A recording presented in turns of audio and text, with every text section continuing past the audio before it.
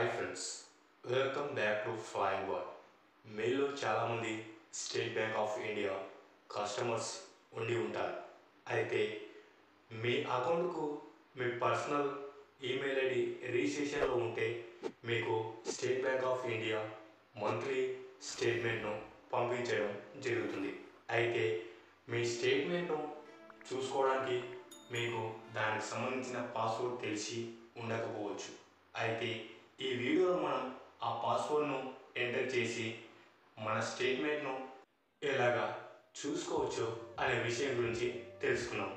సరే, ఇప్పుడు మనకు వచ్చినటువంటి స్టేట్మెంట్ను ఈమెయిల్ ద్వారా డౌన్లోడ్ చేసుకోవడం జరిగింది. ఇక్కడ మీరు చూసినట్లయితే ఈ ఫోల్డర్లో చూపిస్తున్నటువంటి పీడిఎఫ్ ఫైల్ మన బ్యాంక్ అకౌంట్కి సంబంధించిన స్టేట్మెంట్. ఈ స్టేట్మెంట్పై మీరు క్లిక్ చేసిన వెంటనే ఈ విధంగా పీడిఎఫ్ ఫైల్ ఓపెన్ అవ్వడం జరుగుతుంది. అయితే ఇక్కడ మీరు ఒక పాస్వర్డ్ అనేది ఎంటర్ చేయవలసి ఉంటుంది. ఆ పాస్వర్డ్ అనేది మీ బ్యాంక్ అకౌంట్కు రిజిస్టర్ అయినటువంటి మొబైల్ నెంబర్ యొక్క చివరి 5 నెంబర్లు, అలాగే మీ డేట్ ఆఫ్ బర్త్ ఎంటర్ చేయవలసి ఉంటుంది. అప్పుడు మీ స్టేట్మెంట్ అనేది ఓపెన్ అవ్వడం జరుగుతుంది.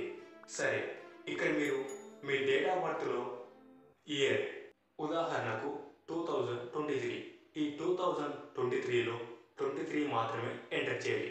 మిగిలిన 20ని ఎంటర్ చేయకూడదు.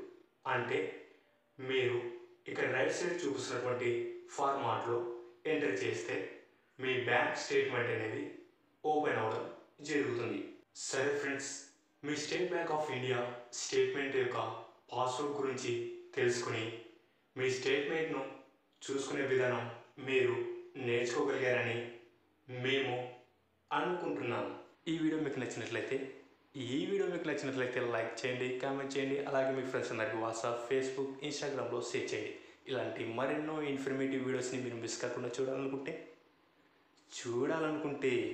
క్రింద ఉన్న బెల్ ఐకాన్ని క్లిక్ చేయడం ద్వారా మా ఛానల్లో వచ్చే వీడియోస్ని మీరు మిస్ కాకుండా చూడవచ్చు. Thank you for watching this video. Flying Ball, always at your services. Stay tuned for next video. See